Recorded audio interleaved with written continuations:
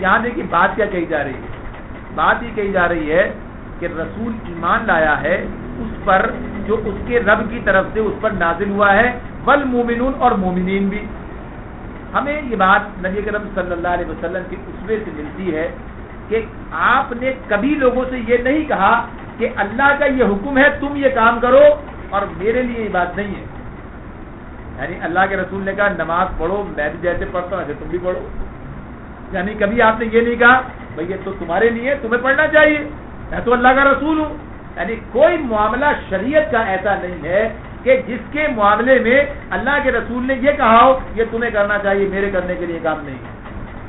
اب اگر کوئی شخص آج یہ بات کہہ دے بھائی یہ تو ان کے لیے نہیں ہے، بھائی یہ شریعت کے سارے معاملات تو یہ عام لوگوں کے لیے ہیں، خاص لوگوں کے لیے شریعت نہیں ہے، تو ایسا کوئی تصور ہو سکتا ہے؟ یعنی اللہ کے رسول کا معاملہ ہو گیا اور ان کے بعد جو پھر سب سے بڑے انسان دنیا کے ہیں یعنی صحابہ کا معاملہ، ان کا معاملہ آ گیا کہ شریعت کے معاملے میں کبھی انہوں نے اپنے آپ کو الگ کیا ہو اور کوئی آزادی کسی نے شریعت کے حوالے سے حاصل کر لی ہو. یعنی آج آپ دیکھیے انسان نماز پڑھے بغیر نیک بن جاتا، یعنی کسی کی نیکی کا ڈنکا پٹ رہا ہو اور وہ نماز ہی نہ پڑھتا ہو. یعنی جو بنیاد ہے، یعنی جو شریعت کی سب سے پہلی بنیاد ہے، تو آدمی کو پہچاننے کے لیے اس اعتبار سے لوگ ایک دوسرے پر معاملات اعتماد چیزیں نماز ہی نہیں پڑھتا تو پھر کس بات کا معاملہ؟ یعنی آدمی سوچ رہا تو نہیں بھائی یہ دیکھیے تو اللہ کا معاملہ ہے، بندے کا جس کا معاملہ اللہ کے ساتھ ٹھیک نہیں ہے اس کا معاملہ بندے کے ساتھ کیسے ٹھیک ہو سکتا ہے؟ جو اللہ کا خوف نہیں کرتا، جو اللہ کے ساتھ شرم رکھتا، بندے کے ساتھ کیا رکھے؟ اب اللہ تو سب کچھ کر سکتا، بندہ کیا کر سکتا؟ یعنی جو اللہ کا معاملہ نہیں رکھتا تو بندے کا بھی نہیں رکھے گا. یعنی یہ خیال جو ہے یہ عبث ہے، خام ہے کہ ایسا ہو جائے گا. جو اللہ کے ساتھ معاملات ٹھیک رکھتا ہے وہی اللہ کے حکم کی بنیاد ہے، بندوں سے نہیں ٹھیک رکھے گا، پتہ ہے اللہ پکڑ لے گا کل مجھے. یعنی جب کوئی آدمی اللہ سے ڈرتا ہے تو وہی بندوں کے حقوق بھی ادا کرتا ہے، اور جو اللہ سے ڈرتا ہی نہیں ہے، پرواہ ہی نہیں ہے، تو پھر بندے کیا بگاڑ لیں گے؟ مجبوراً جو کرنا ہے وہ تو کرنا ہی ہے. اور جو اللہ سے ڈر رہا ہے اور اس کے مطابق کام کر رہا ہے کہ اگر میں نے اپنے پڑوسی کا کام نہ کیا تو کل اللہ مجھے پکڑ لے گا، میں نے اگر والدین کی خدمت نہیں کی تو کل اللہ کو حساب دینا پڑے گا، اگر رشتہ داروں کے ساتھ معاملات نہ کیے تو کل اللہ تعالیٰ یہ سارے معاملات مجھ سے کر لے گا. یعنی کس بنیاد سے وہ سب چیزیں کر رہا ہوگا اس اعتبار سے. تو یہاں پر جو بات ہمارے سامنے آتی ہے وہ یہ کہ رسول سب سے پہلے خود اپنے آپ کو اس کے اندر شامل کرتا ہے. جیسے سورۃ الانعام میں کہا انا اول المسلمین، سب سے پہلے میں مانتا ہوں، سب سے پہلے میں نے سر تسلیم خم کیا. تو اس اعتبار سے سب سے پہلے آپ کو سب کچھ کرتے ہوئے نظر آتے ہیں. یعنی کوئی کام آپ دیکھیے، اثار کی بات ہو، قربانی کی بات ہو، خدمت کی بات ہو، جو بھی معاملات ہم دیکھیں گے اللہ کے رسول سب سے آگے نظر آئیں گے. کسی معاملے میں بھی وہ پیچھے نہیں ہوں گے کہ وہ کام نہیں کرتے ساری دنیا کرتی ہے.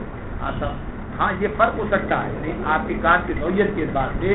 یعنی بعض اوقات ایک آدمی سناتا ہے، ایک آدمی سنتا ہے، کام تو دونوں ہی کر رہے ہوتے ہیں نا، ایسا تو نہیں کام نہیں کر رہے، کام تو دونوں کر رہے ہوتے ہیں. اس اعتبار سے تو اللہ کے رسول صلی اللہ علیہ وسلم سب سے پہلے کہتے ہیں کہ میں خود بھی، وہ بھی اس پر ایمان لائے اور اہل ایمان بھی.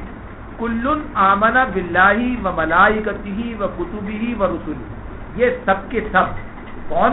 رسول بھی اور اہل ایمان بھی، یہ سب کے سب ایمان لائے اللہ پر اور فرشتوں پر اور اس کی کتابوں پر اور اس کے رسولوں پر. یہ بات یہاں پر کہی گئی. دیکھیے اللہ پر ایمان، فرشتے، کتابیں، رسول، یہ بات ہو رہی ہے. آخرت کا تذکرہ تو نہیں آیا اس کے اندر؟ آخرت پر ایمان بھی تو ہے نا موجود. آخرت پر ایمان یہاں تو اس کا تذکرہ نہیں آ رہا ہے، آخرت کا تذکرہ نہیں آ رہا، تقدیر کا تذکرہ نہیں آ رہا. جیسے ایمان مفصل ہم کہتے ہیں نا، میں ایمان لایا، سب چیزوں کو بیان کر کے کہتے ہیں اچھی بری تفسیر اللہ کی طرف سے اور آخرت کے دن پر بھی ایمان لایا. یہاں نہیں ہے. اس لیے نہیں ہے کہ اللہ تعالیٰ مختلف جگہوں پر مختلف چیزیں بیان کر رہا ہوتا، من جملہ سب چیزیں سامنے آتی ہیں. تو یہ وہ مقام ہے، یہ وہ مقام ہے جہاں پر اللہ تعالیٰ اس ہدایت کے حوالے سے بات کر رہے ہیں. یعنی رسول ایمان لایا ہے اس پر جو اس کی طرف نازل ہوئی ہے، یعنی ہدایت کتاب کے بارے میں، تو اس حوالے سے ایمانیات کی بات ہو رہی ہے. تو ایمانیات کو دیکھیے اس کا یعنی یہ ایمان کیسے وہاں تک آتا ہے. کتاب کس کی طرف سے آئی؟ اللہ کی طرف سے آئی. جب اللہ کو نہیں مانے گا تو کتاب کو کیا مانے گا؟ یعنی کتاب کس کی طرف سے ہے؟ اللہ کی طرف سے ہے. اللہ کی طرف سے ہدایت نامہ ہے تو اللہ کو مانے گا تو پھر آگے بات چلے گی. یہ کتاب کس پر آئی؟ رسول پر آئی یا رسولوں پر آئی. تو کسی کو رسول مانے گا تو بات آگے بڑھے گی. مانتا ہی نہیں رسول تو پھر بات کیسے ہوگی کہ بھائی یہ تو مانتے ہی نہیں ہم اس کو. تو پہلے رسول کو مانے گا, یعنی اللہ کو مانے, رسول کو مانے, اور پھر اس کے بعد کس ذریعے سے آئی.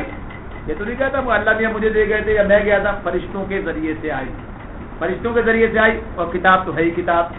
تو اس طرح سے یہ جو ایمانیات کی یہاں بنیاد بن رہی ہے لاجیکل ہے, کوئی ایسا نہیں خواہ ایسی بس کچھ 2 یہاں رکھ دی, 4 وہاں رکھ دی, 6 وہاں رکھ دی. ہر جگہ کوئی مقصد ہوتا ہے, کوئی پیغام ہوتا. تو یہاں کیا مقصد ہو رہا ہے کہ بما انزل الیہ من ربہ والمؤمنون, اس پر ایمان لایا جو رب کی طرف سے نازل ہوا. وہ کیا ہے؟ وہ اللہ کی کتاب ہے. اور اس کا ذریعہ کیا ہے؟ یہی اللہ کی طرف سے آئی, اللہ کے رسول پر آئی, اور فرشتوں کے ذریعے سے آئی. تو ان سب پر ہم ایمان رکھتے ہیں. اگر اس میں سے کوئی بھی کڑی ٹوٹ جائے گی, کوئی فرشتوں پر ایمان نہیں رکھتا, تو پھر آگے بات نہیں بنے گی کیسے آئی. یعنی سوال جواب تو رہے گا کہ کیسے آ گئی. تو اس اعتبار سے یہ چاروں چیزیں اس میں شامل ہیں. اور پھر کیا کہا؟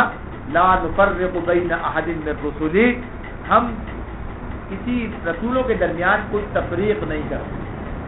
ہم رسولوں کے درمیان کوئی تفریق نہیں کرتے. لا نفرق بین احد من رسلی, یعنی رسول جتنے بھی آئے ہیں ہمارا کیا ایمان ہے؟ سب رسولوں پر ایمان ہے. ہمارا ایمان جیسے کہتے ہیں نا, ہمیں تو معلوم بھی نہیں, کہتے کم و بیش 1,24,000 انبیاء, یعنی ایک بات ہم کہتے ہیں اور سب پر ہمارا ایمان ہے, سب اللہ کی طرف سے تھے. یعنی اس اعتبار سے بات کر رہے ہوتے ہیں. جو معروف نام ہمارے سامنے ہیں, موسیٰ علیہ السلام, عیسیٰ علیہ السلام, ابراہیم علیہ السلام, یہ معروف جو جدائی جن کے ماننے والے آج بھی موجود ہیں. ایسے داؤد علیہ السلام, یوسف, اور بھی نام آتے ہیں. لیکن اس اعتبار سے اب کیا معاملہ ہے ہمارا ان کے ساتھ میں؟ ہم ان سب کی تعظیم کرتے ہیں, ہم ان سب کی عزت کرتے ہیں, ان سب سے عقیدت رکھتے ہیں, ان سب پر ایمان رکھتے ہیں. یہ ہے نا ہمارا معاملہ. اگر کوئی اس پر ایمان نہ رکھے, یعنی عیسیٰ علیہ السلام کو اللہ کا رسول نہ مانے, تو مسلمان نہیں رہے گا. مسلمان نہیں. اگر عیسیٰ علیہ السلام کو اللہ کا رسول نہ مانے تو ظاہر قرآن کا انکار ہو جائے گا نا, تو پھر ایمان مسلمان نہیں رہے گا. ابراہیم علیہ السلام کا, موسیٰ علیہ السلام کا پر ایمان نہ رکھے تو مسلمان نہیں رہے گا. یعنی ہمارا معاملہ تو یہ ہے. اور ان کا معاملہ کیا ہے جو دوسرے رسولوں کے ماننے والے ہیں, کہ وہ اللہ کے رسول کی توہین کرتے ہیں, نہیں مانتے. وہ ان کے لیے کیا کیا ساری چیزیں جو بے حرمتی کی مدد کر رہے ہوتے ہیں. تو مسلمانوں کا معاملہ اس اعتبار سے آپ دیکھیے, دنیا میں کہتے ہیں نا ساری چیزیں کیا ہیں, دہشت گرد مسلمان ہیں. یعنی سارے جتنی بدعنوان خرابیاں جو ہیں, خرابیاں ہیں, اخلاقی خرابیاں, چیزیں ہمارے اندر ہیں موجود. ہم اپنے دین سے دور ہیں. اس بنیاد پر ساری ہماری کمزوریاں ہیں, خرابیاں ہیں, یہ ساری چیزیں ہمارے اندر موجود ہیں. لیکن اس سب کے باوجود جو دین ہمارے پاس ہے, اس دین کے جو تقاضے ہیں, اگر ان پر ہم عمل کریں تو اس سے بہتر نہ انسان ہے, نہ دین ہے کوئی اس سے بہتر. آپ دیکھیے آج بھی اس گئی گزری حالت کے اندر بھی کہیں کوئی یہ بات کسی نے سنی ہو کہ اچھا جی جواباً جو ہے غصے میں آ کر انہوں نے کہا جی یہودیوں نے کیا تھا تو چلو ہم موسیٰ علیہ السلام کا پتلا جلا دیتے ہیں معاذ اللہ, یا عیسیٰ علیہ السلام کے لیے ہم توہین کر دیتے ہیں, یا ہم اس انجیل کو, جو انجیل آج اصل بھی نہیں ہے, یعنی جو قرآن کی بے حرمتی کی ہے, تو ہم انجیل کی بے حرمتی کر دیتے ہیں جواب میں, توریت کی کر دیتے ہیں. کہیں پوری دنیا میں یہ بات نہیں ملے گی. اس لیے کہ اس گئی گزری حالت میں مسلمان کہتے ہیں تو ہمارے ایمان کا تقاضا ہے, ہم ایسا کیسے کر سکتے ہیں. تو کون دہشت گرد ہوا؟ یعنی کس کا معاملہ یہ ہوا؟ قرآن تو یہ بات کہتا ہے کہ اگر کسی نے ایک انسان کو ناحق قتل کر دیا, مسلمان کی بات نہیں, وہ مسلمان کی بات آئی تھی جو پہلے آپ کے سامنے تھی. اب اللہ تعالیٰ نے کہا کہ جس نے ایک انسان کو قتل کر دیا تو گویا اس نے پوری انسانیت کو قتل کر دیا ناحق. یہ تو قرآن کہتا ہے, یعنی کسی اور کی بات نہیں ہے. تو مسلمان کا معاملہ تو یہ ہے کہ ایک انسان کے اوپر آپ جو ہے ہتھیار نہیں اٹھا سکتا ناحق, اور وہاں جا کر پوچھنے والا نہیں ہے, لاکھوں انسان مار دیے. تو ابھی سے اس بات ہے آدمی سوچے کہ یا تو ایک یہ ہے کہ بس جو ایک پروپیگنڈا ہو رہا ہے اس کے مطابق بس ہم بھی جو وہ کہتے ہیں وہ ہم بھی کہہ رہا ہے, وہاں پہ یہ مسلمان ان کا تو حال بڑا خراب ہے, اور بس ان کا تو ایسا ہے اور ان کا تو ویسا ہے. سوچنے کی بات ہے دین کیا کہتا ہے. اب اگر کوئی آدمی دین سے الگ ہو کر کچھ کرتا ہے, یا کتنے آپ کے ارد گرد گھومتے, یعنی کتنے ایسے لچے لفنگے یعنی بد کردار کیسے کیسے لوگ بدقمات گھومتے ہیں, نام تو مسلمانوں کا, جاتے بھی ہیں مسجد جمعے کے دن, کبھی عید کے دن چلے جاتے ہیں, لیکن اسلام کو تو اس کا الزام نہیں دے سکتے نا. اسلام تو انہیں کہیں اور لانا چاہتا. اب اگر وہ وہاں چلے گئے تو اسلام کا مسئلہ نہیں ہے, یہ اسلام پر عمل نہ کرنے کا مسئلہ ہے, یعنی اسلام پر عمل نہ کرنے کا مسئلہ. تو آج دین کو بدنام کیا جائے اور کہا جائے ارے اسلام پر ٹھیک ہے دنیا کے ساتھ مل کر, اور ایسے, اور دیکھو وہ دیکھو تہذیب. تو وہ تہذیب تو کہیے کہ وہ تو بد تہذیبی ہے, یعنی جس اعتبار سے جو چیزیں سامنے آتی ہیں کہ نہ ماں ہے، نہ باپ ہے، نہ کوئی اصول ہے، نہ کوئی قانون ہے، نہ کوئی عدل ہے، انسانوں کے معاملے میں اپنی ذات کے حوالے سے اپنا سسٹم بنایا ہے، ٹھیک ہے، بنایا ہے، بہترین بنایا ہے، بہت اچھا ہے، فائدے اس کے اٹھا رہے ہیں، لیکن ساری انسانیت کے حوالے سے تو وہاں کوئی اصول نہیں ہے، کوئی چیز نہیں ہے.